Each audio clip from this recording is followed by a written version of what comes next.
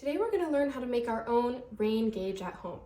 First, you're going to need a 2-liter plastic bottle. Have a trusted adult cut this in half for you.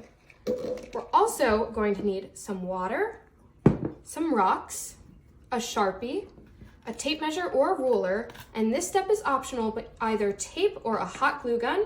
If you use a hot glue gun, make sure an adult is with you.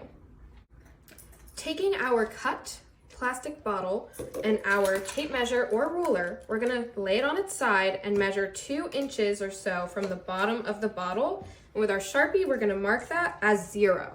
And we'll see why in just a little bit. But as you can see here, this is where 0 is. From that step forward, we're gonna then move it up to that 0 line and start marking 1-inch increments or so on the bottle as well. So as you'll see, here it is, and we'll do 1, 2, and 3. From here, we can close up our Sharpie, and now what we're going to do is we're going to add some rocks on the bottom. This is to give it some weight, so that way it doesn't fly away when it's outside. We just need a couple.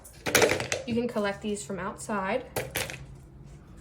And then we're going to take some water, and we're going to fill it to the 0 line right here. This is to calibrate it, so we know how much water we're measuring.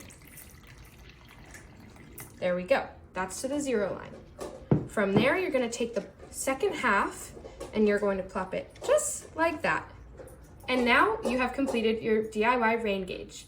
The optional step is to either hot glue or tape these 2 parts together. You place it outside and you can watch it collect rain and measure how much rainfall you have.